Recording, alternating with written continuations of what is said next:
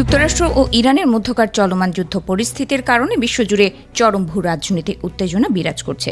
ঠিক এই মুহূর্তে নিজেদের পারমাণবিক শক্তি বহু গুণ বাড়ানোর বিস্ফোরক ঘোষণা দিল উত্তর কোরিয়া।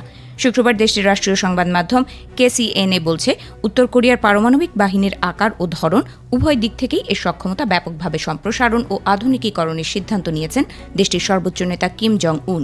সামরিক বিশ্লেষকদের মতে, মধ্যপ্রাচ্য সংকটের মাঝেই ওয়াশিংটন ও তার এশীয় মিত্রদের ওপর চাপ বাড়াতে এই কৌশলগত পদক্ষেপ নিয়েছে পিয়ংইয়ং। গত বৃহস্পতিবার উত্তর কোরিয়ার ক্ষমতাসীন ওয়ার্কার্স পার্টির সেন্ট্রাল মিলিটারি কমিশনের একটি উচ্চ পর্যায়ের বর্ধিত সভা অনুষ্ঠিত হয়। এই সভাতেই উত্তর কোরিয়ার সামগ্রিক প্রতিরক্ষা অবকাঠামো ও যুদ্ধ ব্যবস্থার প্রযুক্তিগত আমূল পরিবর্তনের রূপরেখা অনুমোদন করেন কিম জং উন। বৈঠকে কিম জং উন জোর দিয়ে বলেন, উত্তর কোরিয়ার জাতীয় নিরাপত্তা এবং প্রকৃত শান্তি কোনো আলোচনার টেবিলে নয়। এটি কেবল তখনই নিশ্চিত করা সম্ভব যখন সব ধরনের বৈশ্বিক হুমকি মোকাবেলা করার মতো একটি শক্তিশালী সামরিক বাহিনী গড়ে তোলা যাবে।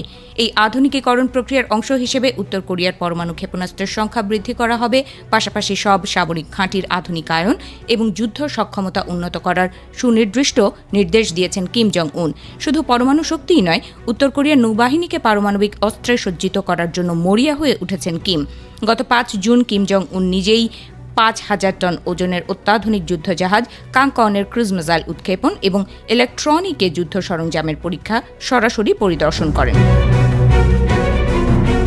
কৌতূহলের বিষয় হলো, এই কাংকন যুদ্ধ জাহাজ গত বছর উদ্বোধনী অনুষ্ঠানের সময় ভারসাম্য হারিয়ে উল্টে গিয়ে পানিতে ডুবে গিয়েছিল।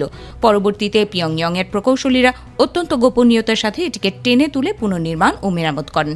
সফল ট্রায়াল শেষে আগামী 2 মাসের মধ্যে এই ডেস্ট্রয়ারটিকে সরাসরি নৌবাহিনীতে যুক্ত করার ডেডলাইন বেঁধে দিয়েছেন কিম জং উন।